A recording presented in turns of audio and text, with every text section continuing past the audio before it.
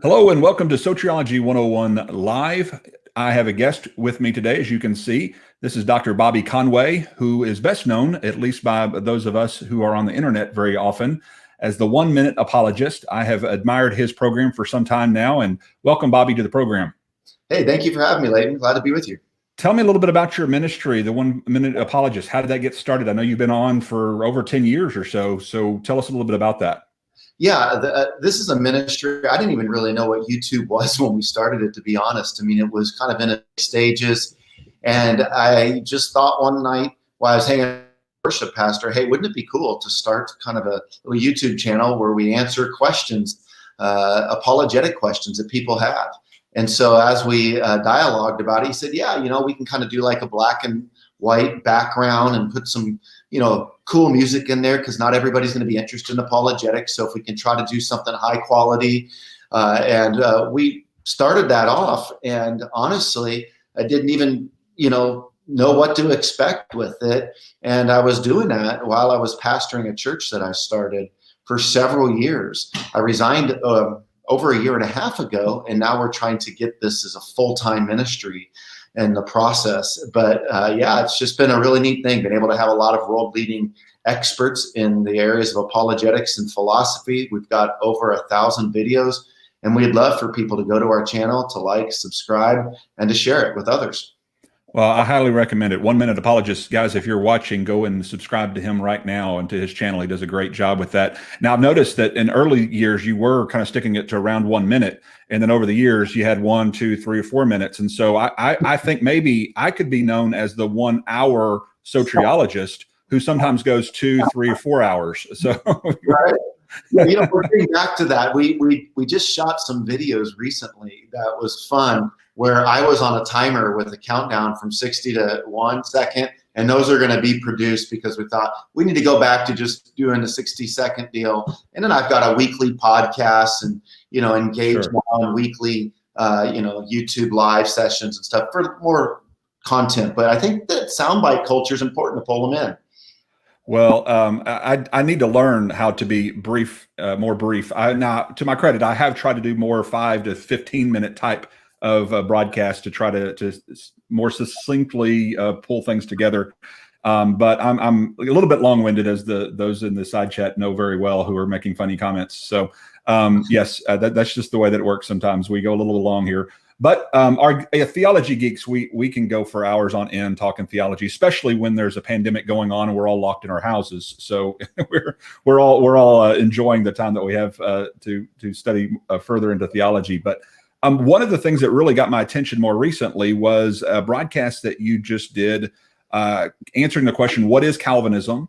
Which is obviously a major focus here with Soteriology 101 and my own journey in and out of Calvinism, and why I started the podcast is to answer the rising popularity of Calvinism. And though we admire and respect many of our Calvinistic brothers and the leaders within the convention who are Calvinistic, and one of the things I appreciated about the video was that you were very cordial to those who disagree with you over this issue, that you have decided to leave Calvinism, and gave some good reasons as to why you are no longer a Calvinist. But I wanted our audience to hear a little bit more about that story.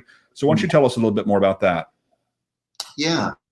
Well, I mean, where you were mentioning, on the importance of unifying, that is an important topic that I'm just passionate about, that goes beyond the bounds of just our soteriological issues, be it Calvinism or Arminianism or the things in between. It goes to age of the earth. It goes to timing of Christ's return. It goes to our understanding on so many issues that we have to step back and realize sometimes, the church got off the ground without the New Testament. It got off the ground. When you read the book of Acts chapter 2, the church was blowing up in Acts chapter 2, but there wasn't even the first book of the New Testament to be written for probably a decade and a half after that. If you say, let's say Galatians, AD 49-ish, and the church starting around 33. So all that to say, so thankful for the scriptures, and we have the scriptures, but some are splintering the church to death in the name of our pet particularities, when in reality, the early church was growing on loving God with all your heart, soul, strength, and mind, loving your neighbor as yourself, and celebrating the gospel, the Great Commission. So I think Great Commandment, Great Commission living was what blew the church up. And yes, we have a responsibility to doctrine, but let's think about it. I mean, we're 2,000 years removed from it. Lots of theologians, lots of great erudite, bright minds, lots of philosophers. They have presented positions and they have thought things through from their own standpoint. And it gets overwhelming trying to read all the historical material, everybody's opinions, everybody's thoughts. So sometimes I just want to simplify and go back to like, how did this thing begin? And realize that we're often, knocking each other out in the name of, you don't hold to this doctrinal view that was formulated 1,500 years later, or 1,200 years later, or 300 years later, depending upon the doctrine we're talking about. So that said, Leighton, I became a Christian. I grew up here in California, where I'm at now. I never heard the gospel till I was 19. I was a big partier, ended up, getting saved and fell in love with Jesus, went off to Arkansas. And there was a pastor that mentored me in Calvinism, and a great godly man, loves the Lord, passionate about Jesus. And I'm so thankful for his discipleship in my life. And I think he was doing exactly what any pastor should do, taking me under his wing, helping me. But he started introducing me to J.I. Packer, Evangelism and the Sovereignty of God. And I started reading that, getting familiar with A.W. Pink. I started cutting my teeth on Charles Spurgeon's sermons, reading them. I read a chapter out of Arnie Dallamore's book on George Whitefield called Into the Open Air. And I started going out preaching the gospel, open air preaching. So passionate, preaching under the thought of, you know what, I'm going out like Whitefield, preaching in the open air, believing the sovereign God's going to save and everybody's getting this genuine. I cut my teeth on John MacArthur, Jonathan Edwards. I've read the Institutes. I've read Edwards' material. I've studied R.C. Sproul. So all that to say, I've been quite inundated with Calvinism. I could disciple people in Calvinism.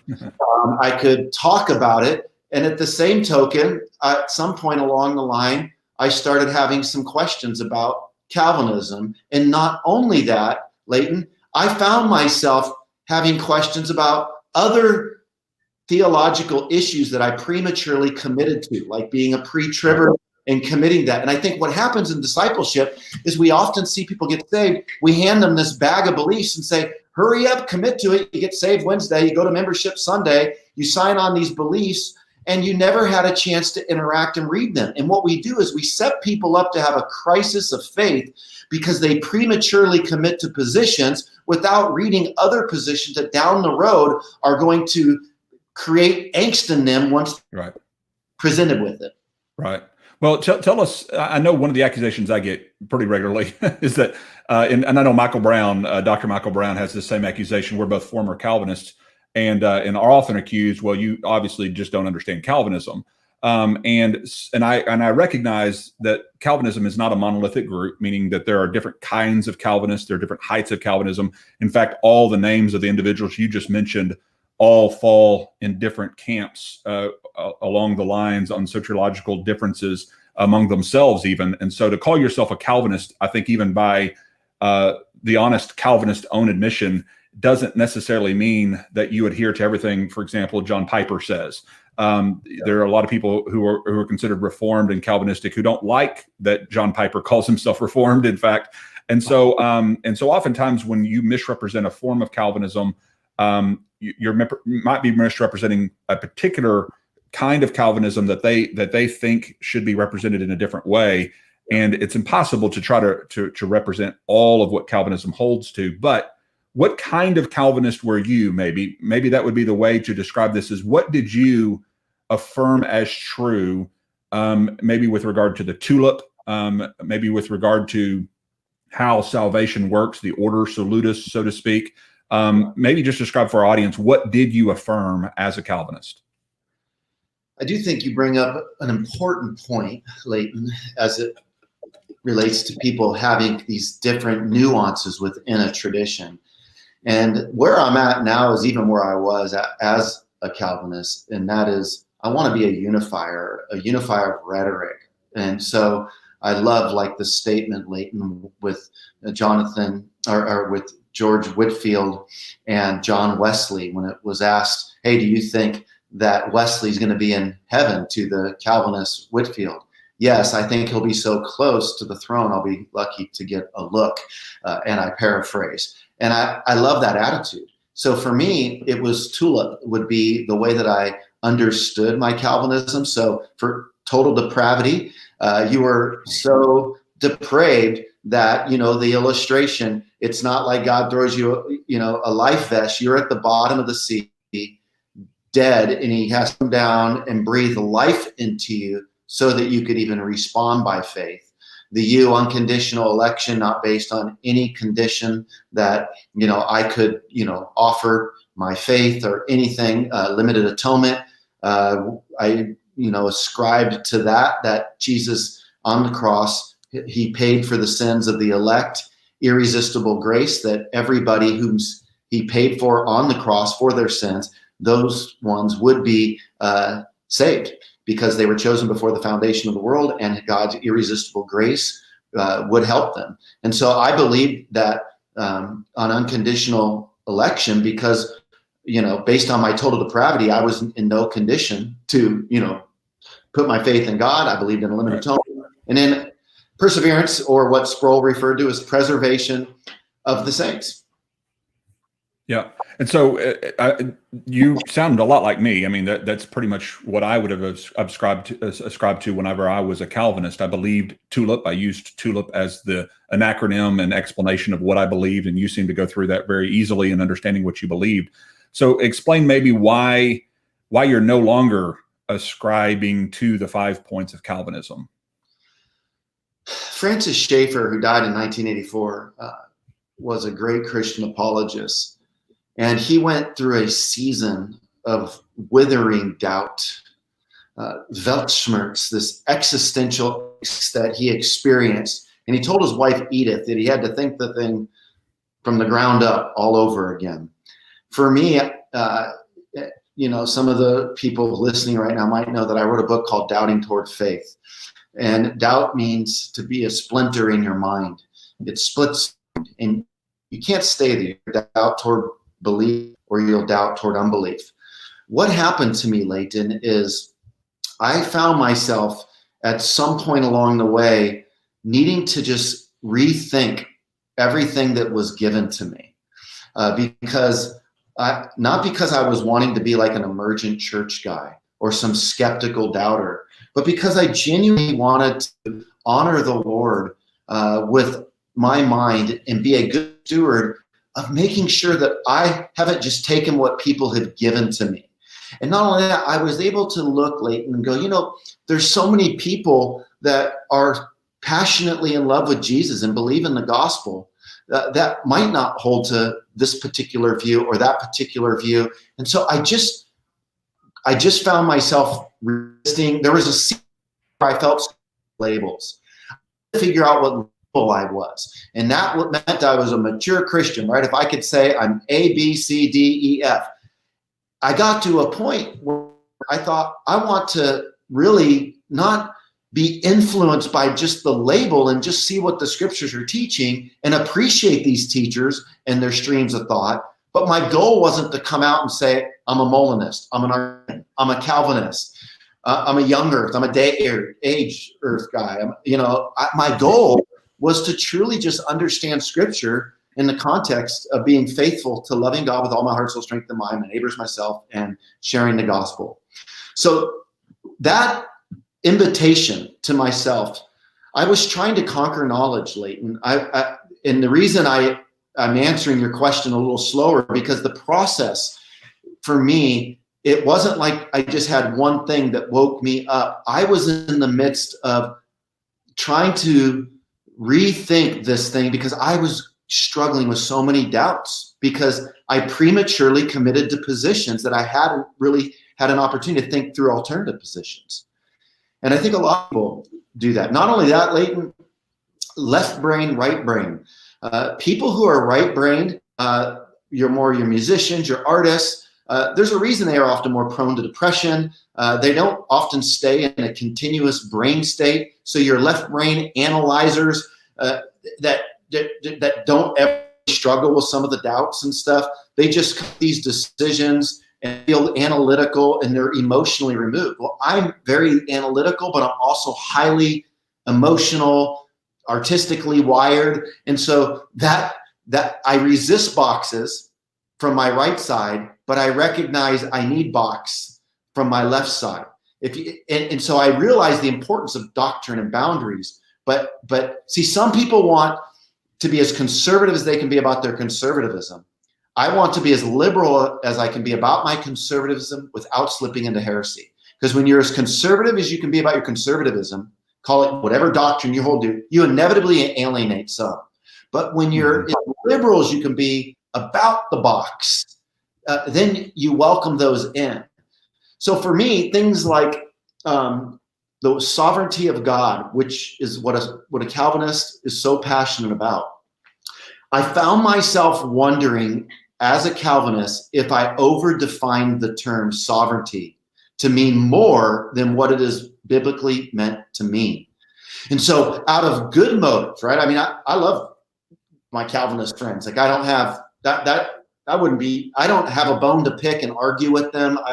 If they wanted to get emotional and argue, I'd say that's fine. That's not for me. I'm not trying to convince people of that. I'm not out trying to evangelize people to follow my soteriological stance. Rather, I'd rather people to hold to the gospel where we can unify. So the sovereignty of God, Leighton, I think sometimes we can get zealous about a particular doctrine, but we can over-define the doctrine to mean more than it's meant to. And I think sovereignty of God looks more like Allahism, fatalism, on the Calvinism that I once ascribed to. And I found myself going, hey, I totally believe in the sovereignty of God, but I felt like, let's define our terms. Because if it means Allahism or fatalism, that's not what I mean by sovereignty. And so I think that we need to push the conversation back on just when we say sovereignty, oh yeah, sovereignty, who doesn't want to say God's sovereign? But let's talk about, does that have any limitations whatsoever? Because if we say no, then do we end up having God culpable for evil, which I know a Calvinist isn't going to want to say God's responsible for evil. But there are those types of discussions that I think definitions can help with. Yeah, the word sovereignty is one that we focus on quite regularly. And I've even quoted from some Calvinists who have brought some correction to the big Calvinistic movement, especially among my denomination, with the Gospel Coalition, which is mostly 4-point Calvinists that run that organization.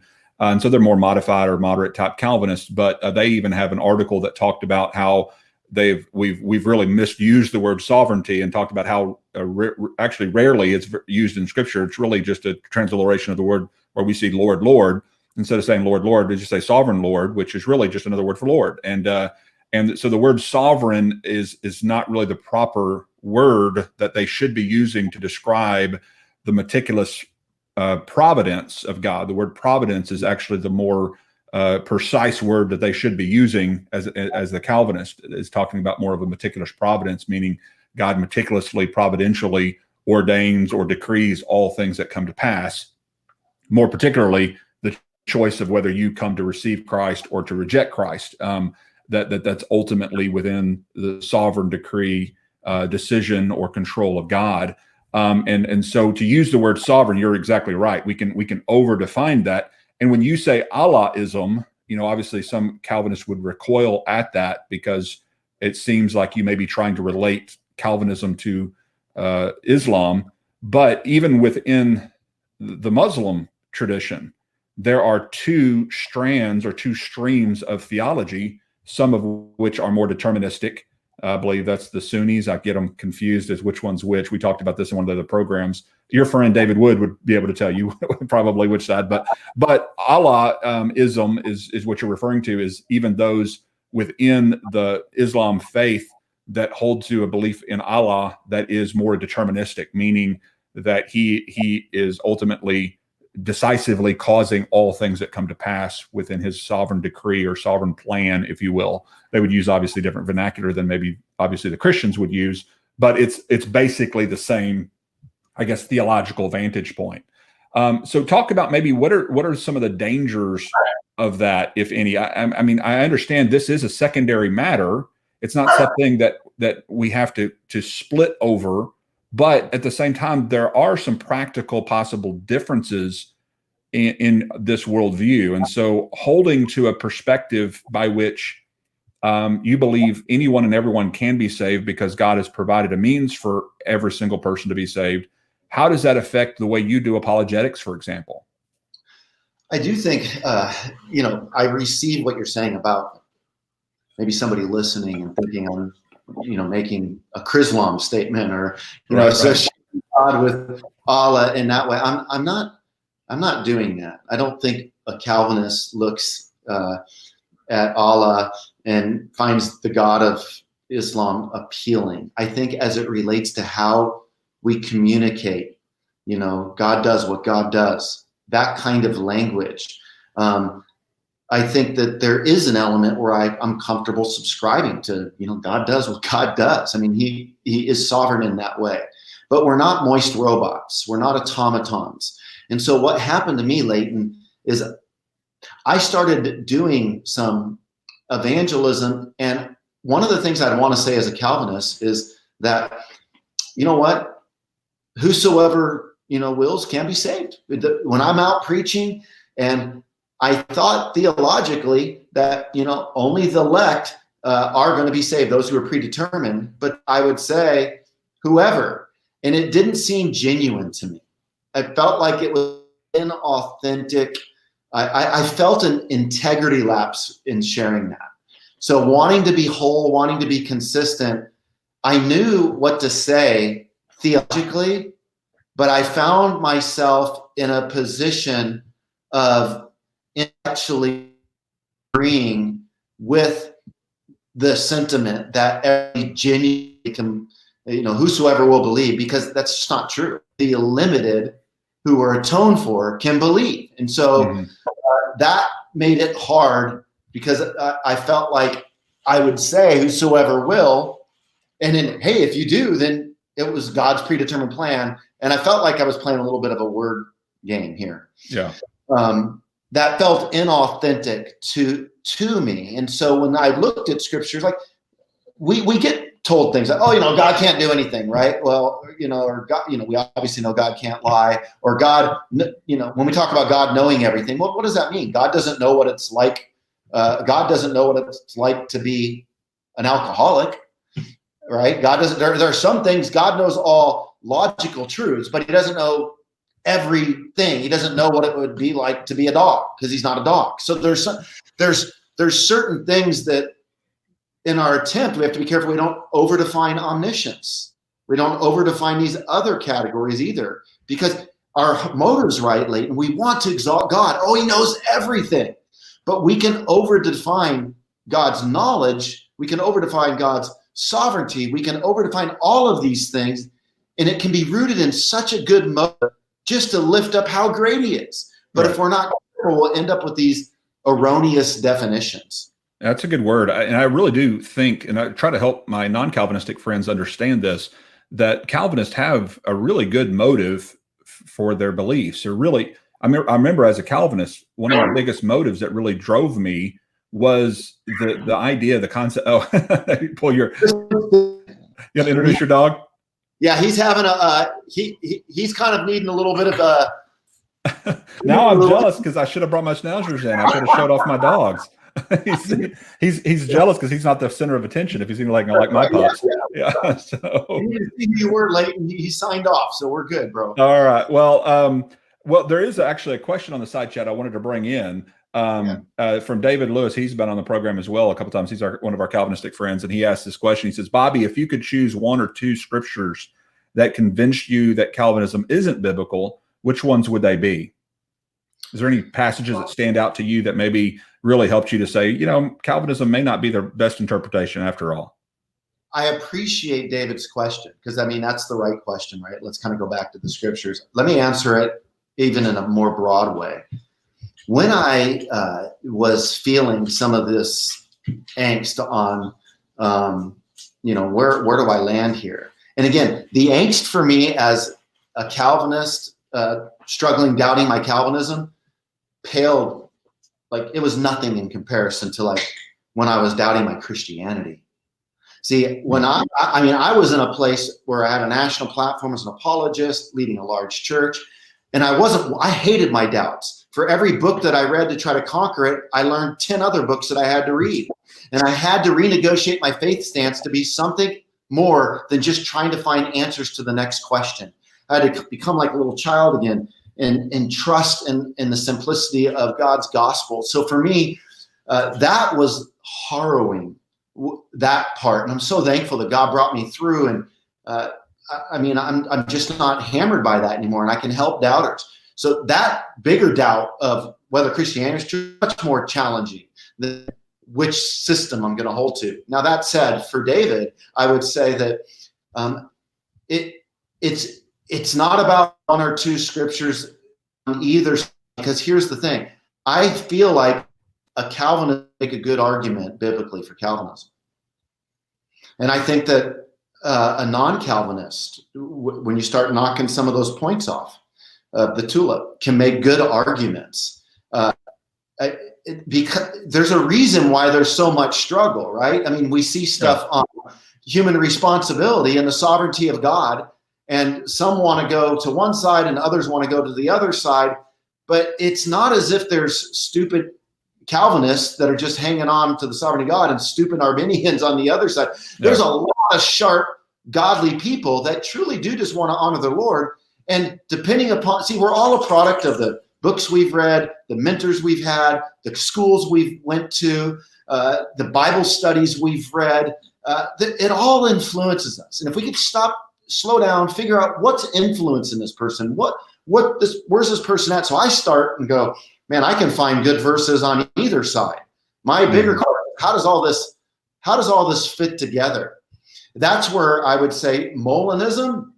I don't come right out and say I'm a Molinist, because but I find some of the teachings attractive. I haven't had time because I've been bunkered down in this PhD for the last several years. I'm about to wrap it up. And there's some stuff that I really look forward to getting back into theologically. Molinism be one of them. So in one way, I would say it's not like I walked out of Calvinism and just embraced and hugged Molinism or Arminianism. I think I backed off of an understanding of the sovereignty of God that I felt like was overdefined. And now I'm in this place where I'm looking forward to rethinking some definition, but I need to go back to all of the corpus and see how it best fits together. And I hope that epistemic humility that anyone would have can go some distance, because again, I think what happens is people want answers, right? That could make the listeners insecure. Like, oh, Bobby's not giving me where he's at now and how he comes down. Is he just doubting this whole, I'm not. Jesus died on a cross for my sins. I believe he rose from the grave bodily. I believe he's my hope of salvation and I'm going to live with him forever. That's my hope. How all this stuff fits together, I don't feel like I have to conquer that in this life. But I enjoy studying it. I enjoy learning it. I hope that helped. Yeah. One of our other former Calvinists that we'd interviewed talked about how he wouldn't have ever been really won out of Calvinism from a biblical volleying back and forth where, one throws out John 3:16 and then the other throws out Romans 9 and the other throws out 2 Peter 3:9, the other throws out Ephesians 1, and you just kind of go back and forth. And instead of looking through each one of those texts and understanding what are the scholars from the best scholars from both sides of this theological divide, and even that is has some relative differences even among the best of the best scholars.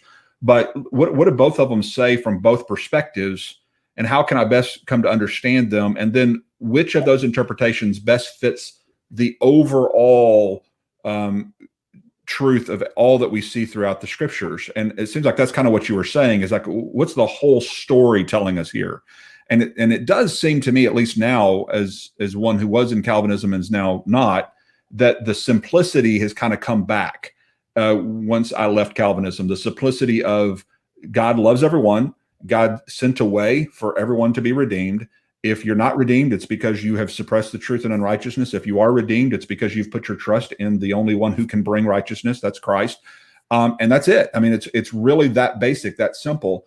Whereas when you adopt a Calvinistic worldview, you have a lot of explanations as to, why do I have to do this, and why do I need to do that, and the infras and the supras and the secondary causes and primary causes, the two kinds of calling, the two kinds of will, the prescriptive will of God and the decreative will of God, and you have just this convoluting kind of understanding of all these different things that come to pass. And I know Calvinists that listen to this are maybe upset at me saying that. I'm just telling you what I experienced.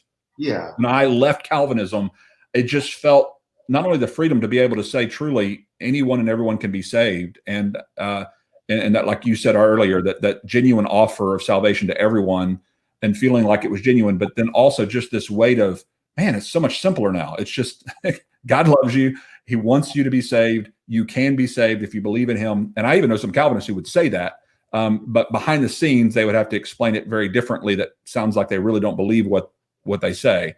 And that's where it kind of gets confounding, I think. Yeah, let me lay it up like this, because you're bringing me into something that was helpful in me stepping back.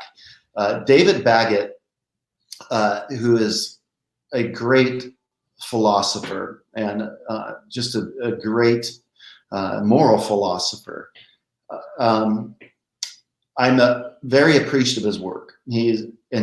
Along with Jerry Walls, have written a couple books, one called Good God, another called God and Cosmos, and there's a third one coming. In Good God, they talk about this idea of using, understanding the sovereignty of God and understanding, accountability, responsibility. And so through this formula, if A, then B. If A implies that I ought to believe, then B implies I can believe. But if A implies I ought to believe and B implies I can't believe, then how am I morally culpable? It'd be like God standing at the top of an Empire State Building, or picture a coach standing at the top of an Empire State Building, looking down at people on ground zero, and there's a basketball rim at the top. And everybody's being told to slam dunk the basketball.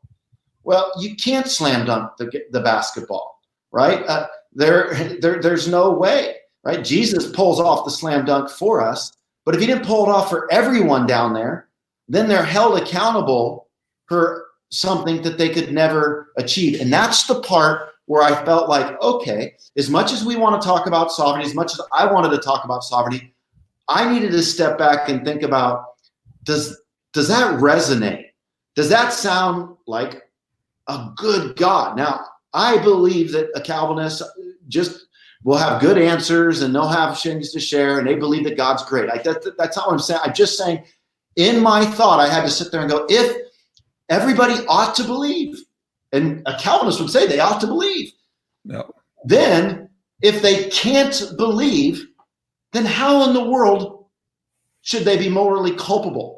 And I know, okay, well, we don't understand the gravity of sin. Okay, I understand that too. But would you as a human being, right, knowingly create a child and let them forever go to hell without even giving them an opportunity to genuinely, authentically believe?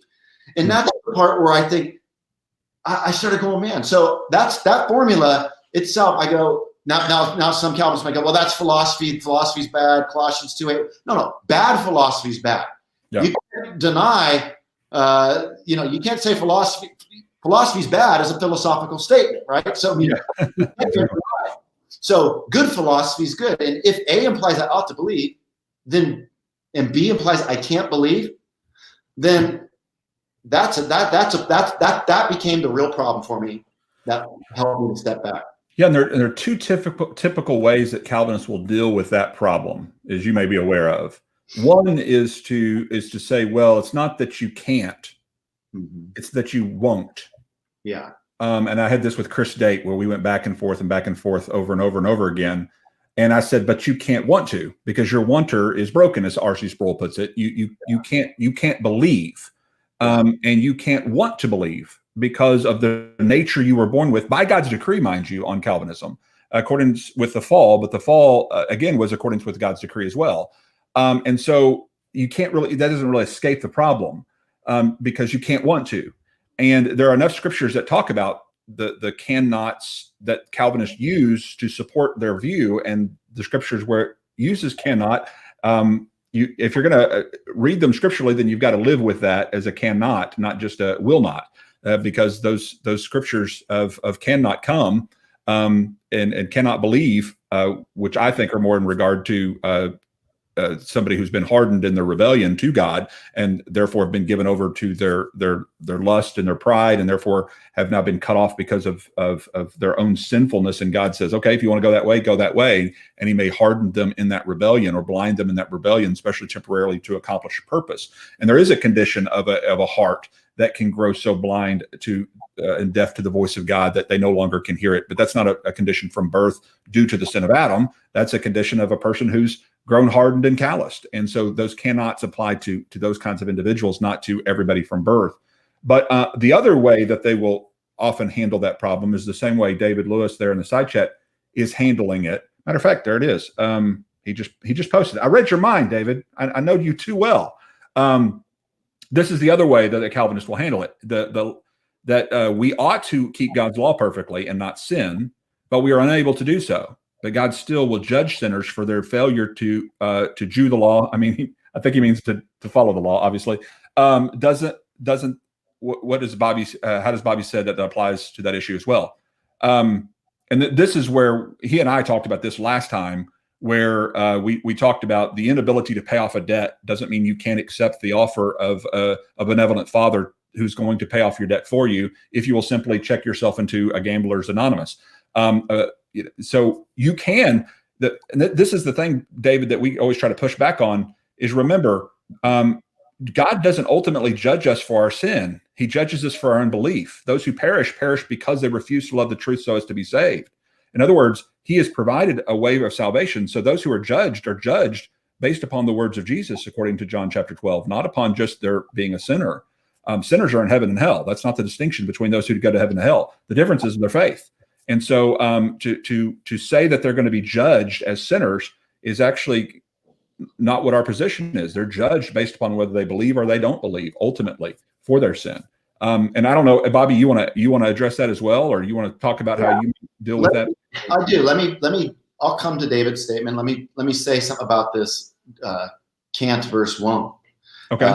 Number one, I love Chris Date. He's a friend of mine, and he's been on 1 Minute Apologist, and I think the world of Dave or Chris. So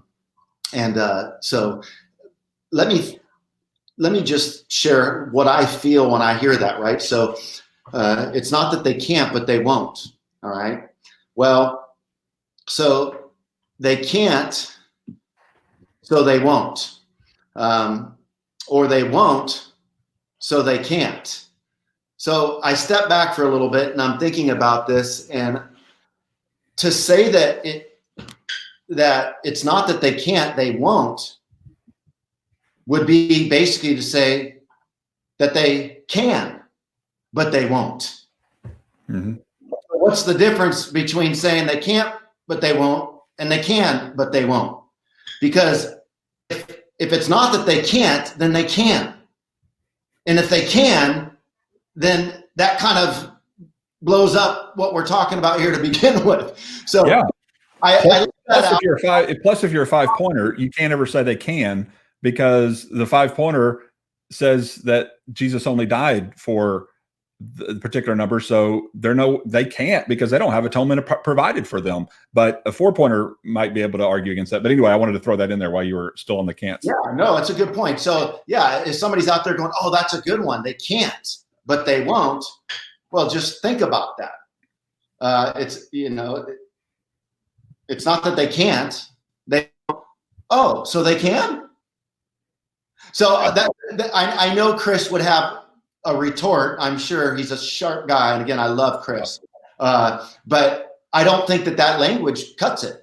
I think that they can't on Calvinism. And the very fact that we're looking for some of that language, I think it's because there's an emotional gag reflex a little bit to, I can't, I ought to believe, but I can't. And I'm culpable.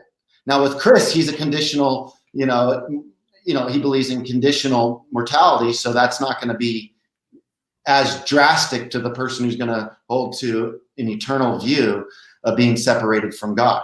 So that's one way that we could look at it. Regarding the question that just came up a moment ago, to say that, isn't that the same thing as, look, everybody's expected to meet the moral demand.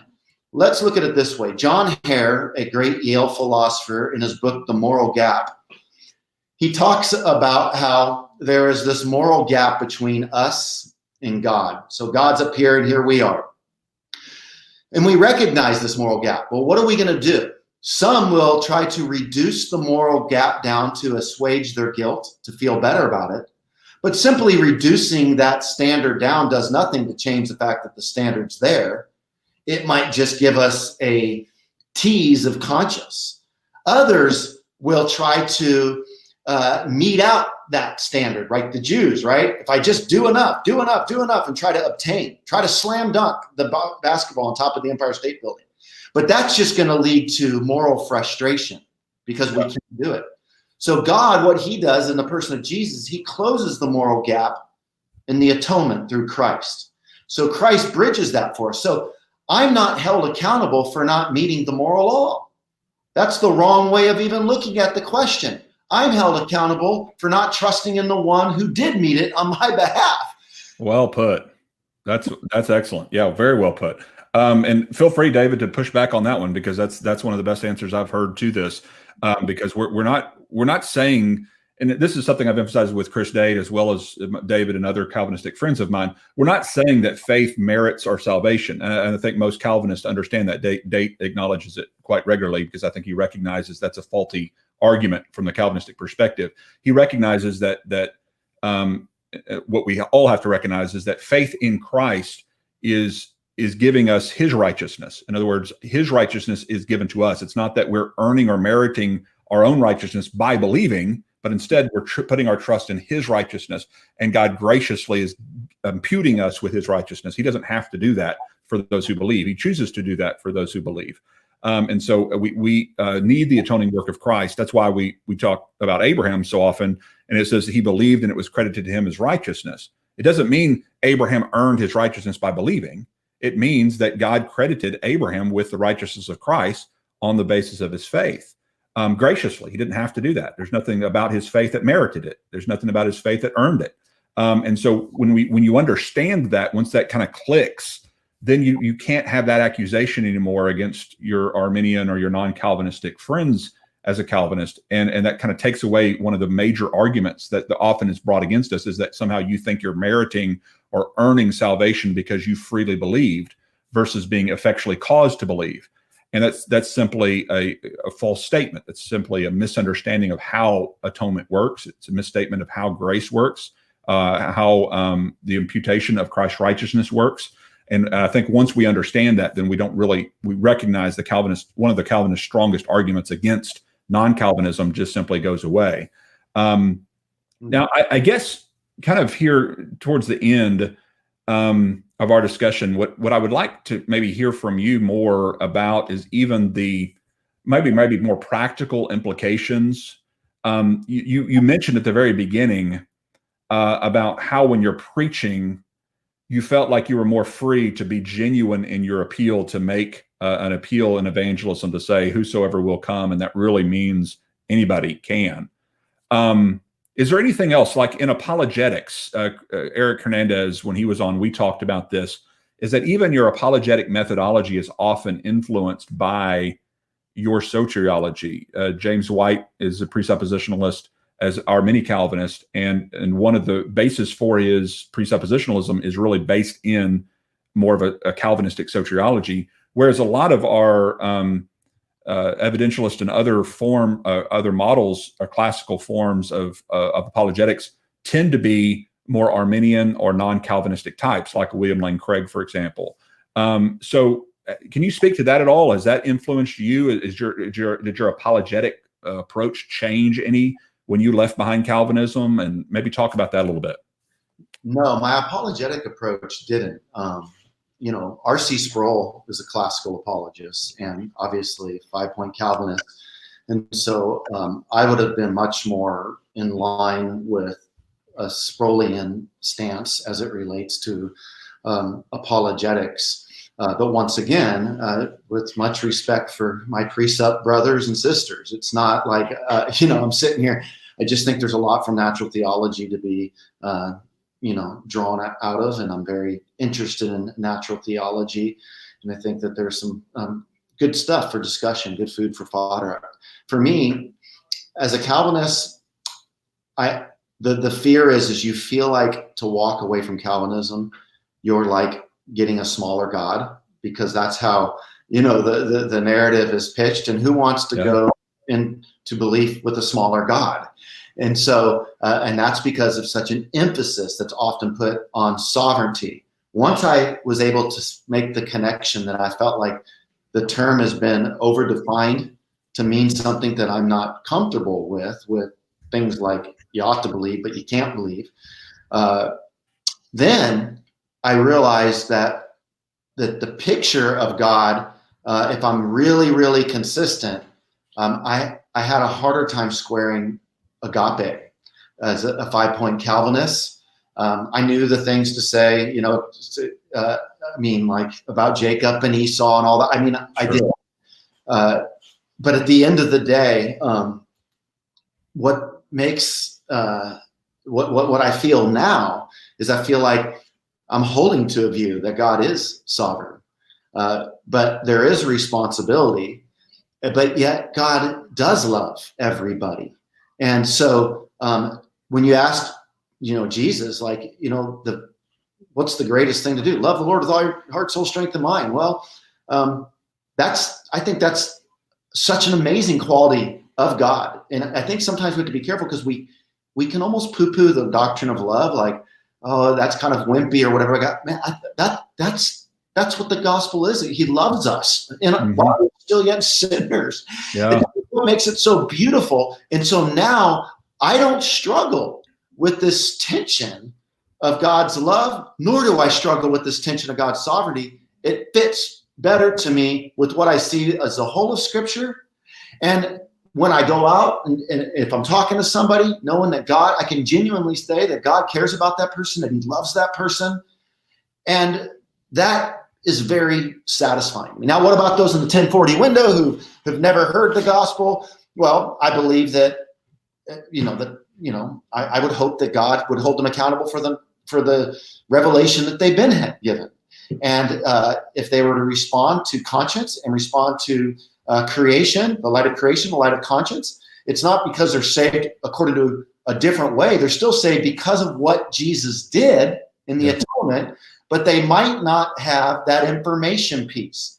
And I would also be uncomfortable damning people in the 1040 window throughout all history to say, just because they didn't have that information piece. I'd look at it the way before Jesus died on a cross, people could be held accountable according to the light of creation, the light of conscience. So we're going to say at the moment Jesus said it is finished, now those who are 1,000 miles away, had they just believed 5 minutes earlier, they could be saved, but now they're hosed because of proximity to hearing this new covenant information.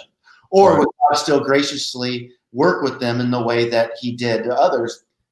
So there's so much to be discussed here, but I think sometimes people commit to Calvinism, Arminianism, whatever it is, prematurely, and they don't even think through how all of this affects everything else. Yeah, Dr. Craig just recently, as you probably know, put out a video about those who've never heard that explains more of that in detail for those that are interested. We went over that a little bit a couple of weeks ago that want to go a little bit further into that question. But real quickly, T-Last asked this question, explain the difference between precept and classical. Why don't you take that, maybe just a brief brief overview, because mentioning R.C. Sproul, I'm glad you mentioned him, because I've actually heard R.C. Sproul give the free will defense for the reason of evil, which was really interesting to hear a 5-point Calvinist give the free will defense as the reason for evil. But I've heard him do it. But for our audience, maybe those who aren't real familiar with the different approaches, can you give just a brief explanation of the difference between precept and classical approach in apologetics? Yeah, and what's funny though is probably my favorite book on this is by Kim Boa, who's an Oxford PhD, and he wrote "Faith Has Its Reasons." And I like how he has kind of more of an integrative apologetic approach. Again, because of committing to a system, like what I like about classical apologetics is there's this, you're able to really look at some of natural theology, and you can look at that. A presuppositionalist kind of presupposes, right, that, the scriptures are true. And when you go out, and again, I could presuppose that, but I don't presuppose that the other person presupposes that. So therefore, I see a benefit in being able to access other streams of apologetic endeavors whereby we can keep the conversation going. So I'm happy to talk to people about natural theology. I'm happy to talk about evidences for the New Testament or for the resurrection of Christ. So I think that the presuppositionalists, if you're doing evangelism and you go out and you share the gospel, you're going to share the gospel, and you're not going to feel this weight, this pressure to do classical apologetics, because God is going to do what God's going to do. He's going to save whom he's going to save, and you're going to present the scriptures, and you're going to present the gospel. And then kind of the apologetic stuff that I would do is classically, that might come into play more in discipleship post-salvation. Now, classical apologists, I just kind of try to start where people are at. So if somebody's an atheist, then I'll start talking to them about, well, let's talk about arguments for the existence of God. But if I'm talking to a Muslim, there's no sense in talking about the cosmological, the ontological, the teleological argument, because they're going to believe that God exists. So now we're probably going to need to talk about the Gospels and the reliability of them. And we might have to get into Bart Ehrman and some of his writings. If I'm talking to a relativist, I need to talk about whether or not I need to get into epistemology. Is truth about reality even knowable? What is truth? I think that even though none of this stuff is what saves people, it's the gospel that saves people. I just love how resourceful Christianity is. And through using our reason, I just love how we can provide a cumulative case of Christianity. I think it's beautiful.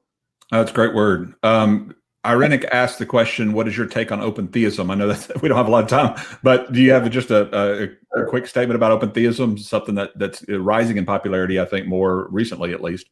Yes. I'm not an open theist like Roger Olson and some of the others that would ascribe to open theism. Open theism process. I don't think Roger Olson just ascribes to open theism. Roger Olson. You know who I'm thinking of is, I'm glad you caught me. You're talking about Greg Boyd. Yes, Greg Boyd. Yeah. I'm glad you said that. Yeah. Yeah, Roger would have got on to us for that one. Yeah. No, by the way, Roger Olson is a good book on against Calvinism that maybe people could check out as well. Yeah. Sharp theologian. But yes, glad you caught me on that. Greg Boyd. I'm not an open theist. So an open theist would be somebody kind of like the future's open, right? God doesn't know everything that's going to happen, and he's kind of in process theology, learning as we go along. So I'm uncomfortable with that. I can understand how some people arrive there. There are verses that, you could see God changing his mind, but I think that there's better explanations and understanding anthropomorphic language and how it's being used in the context that can be better suited for that. Brian Wagner, another contributor in the podcast and helps us a lot. He asked the question, if you're familiar with the Westminster Confession of Faith, since some Calvinists would say you don't understand Calvinism unless you've affirmed the WCF. Are you familiar with the Westminster Confession? Yeah. And did you adhere to it probably when you were a Calvinist? Well, here's the funny thing, though, is notice the question, how familiar are you with the Westminster Confession? I have the Westminster Confession, and anytime you're in seminary, you're having to look at these documents, and you're going through them. It's not something that I've just camped out and lived in, because some would say I don't understand Calvinism unless I had affirmed that. That might be true, but why is it that they get to define the terms, right? Right. Just think about Calvin wasn't the person who came up with tulip. At the Synod of Dort, later they formulated these doctrines, and I can understand, having read the Institutes, but I'd say, what's more important? So if they'd say, oh, you don't understand Calvinism unless you affirm the Westminster Confession, but what if you've read both volumes of Calvin's Institutes, which is about 4 or 5 times longer than the Westminster Confession? Yeah. So I'd say, then what about those who have read the Westminster Confession, but they haven't read the Institutes? Are they not ready to be Calvinist yet? Like, here's the deal. I was a Calvinist before I even knew what the Westminster Confession was. Yeah. It's like, and that's true of most Calvinists today, I would think. Yeah. Most of them don't read Calvin or the Westminster when they become Calvinists. That's why I think he asked this, because some of the higher Calvinists that are more trained from that the Reformed background were trained with the Westminster Confession, and therefore they kind of hold that up as a standard, as if you never really knew the Westminster and held to it, you weren't really a Calvinist. And that's why I talk about the different groups of Calvinistic thought. T. Lassie says, how has this affected you in a personal relationship with Christ coming out of Calvinism? So besides just the evangelism side of things or the apologetic side of things, has there been any practical personal differences in your own walk with Christ? Well, there is just this, like what I was told as a Calvinist, you just rest in the sovereignty of God. You just rest in the sovereignty of God. And I had that for a season. And then my thinking started bumping up against these things. Like, if A implies I ought to believe and B implies I can't, how am I culpable? 1040 Windows stuff, have I overdefined sovereignty, the love of God, some of these types of things, amongst others. I find that I feel a much more spiritual rest and peace about some of those things. Like, in that, like it feels good when I lay down my head thinking that God genuinely desires everybody to be saved. Yeah, for me, it was more of a God's not the fireman who started the fire and is now putting it out. So I can rest in him because I know he's putting it out. Yeah. It's more still, yes, he's the fireman rescuing us from the fire, and he's a really good fireman. Absolutely. But I don't have to hold to the fact that I don't have to believe he set the fire in order to believe that. And so I can still believe in God as the sovereign redeemer without being the one who instigated or somehow causally determined or decreed the evil that's happening in our world. And so I can still rest in the same, at least for me, and my experience was that I could still rest in the feeling of knowing God is the redeemer. He's the one who is working all things together for good for those who love him and are called according to his purpose. He's not the one causing all evil things so as to work it together for good. He's just the one redeeming all bad things and bringing it to right. He's bringing justice where justice needs to be brought. He's making things right. He's making things good. He's bringing good even out of the virus that's happening right now around us. I'm seeing people who would have never learned. I've already talked to 3 pastors teaching them how to do podcasts and stuff like this, who would have never learned how to get on the internet and reach the next generation of folks because of this virus, and they can't have Sunday morning service anymore. They are being forced to learn how to do Google Hangouts and podcasts. Don't tell me God's not in that. God can use even viruses to help spread his news. And God is sovereign on our perspective, if not more so than the Calvinistic perspective, at least as far as I can tell. Yeah, I remember sitting on my front porch in North Carolina getting ready to teach. And it was the evening before I was going to teach, Saturday night. And I just had this kind of grotesque thought, right, where I just pictured my brain sitting out on the lawn in front of me. And I was getting really overwhelmed by, okay, I'm supposed to teach tomorrow, and I've got this 3.5 pound mass, and I'm supposed to talk and wax eloquent about the creator of this universe, and thought, who am I, little p, to even think I got this stuff understood? And then I comforted myself by remembering that, my brain is not my mind. So, yeah. but all this stuff. Yeah, Eric Hernandez would correct you on that one. Yeah, Yeah. he's big on that. Yeah. Well, he could have fun with William Lane Craig and J.P. Moreland on the difference between the mind and the brain. But I do love that brother, good guy. But I think for me, I just want us to make sure that we're unifying around the right things. Picture evangelism in Acts chapter 2 when the Spirit of God fell. What did it look like? I don't think it looked like people running around sharing tulips with people. I mean, that's when the church started. I think they were sharing. I think you had a bunch of broken people. It doesn't mean that we didn't need to move toward, sound theology. Because I could just picture some people jumping on, writing a blog saying, "Oh, Bobby just said that." They didn't go. That's not what I'm saying. In fact, that's the other thing. We have to be more generous with people, because you and I are talking right now, and as we're having this conversation, we're speaking off the cuff. We're just trying to talk. And sometimes people go and they turn long blogs into our sound bites, and sometimes just given the opportunity to maybe clarify something or share something. Oh, that's a good point. We're just having a conversation about our experience. And I hope that if anybody gets anything out of this, is like, wow, aren't we just thankful that the gospel's big enough to contain whether one day I was going in and out of Calvinism for a while. I was a Calvinist one day and I was a Confucianist the next. Right? And I'm going, isn't it nice that aren't we all a little bit like that sometimes? If somebody says, no, then maybe you just were handed a set of beliefs, you bought into all of them, and you haven't really done much thinking.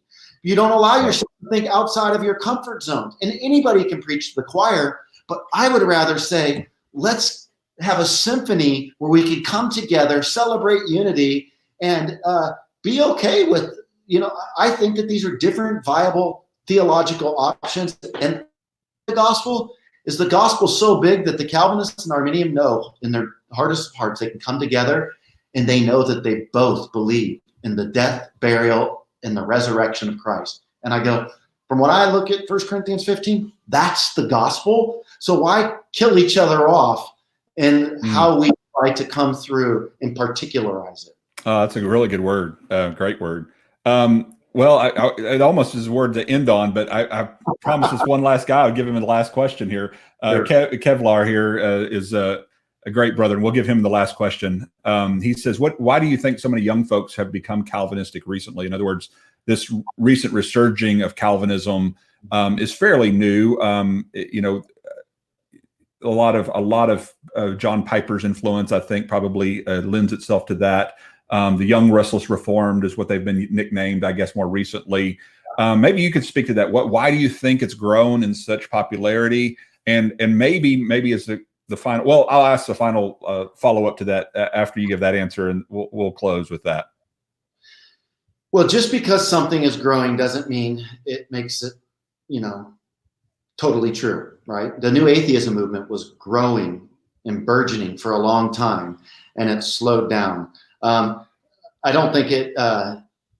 I'm thankful to see. It doesn't really get under my claws too much to see Calvinism growing either. Where I know some people, what would bother me is if either side is harsh with one another.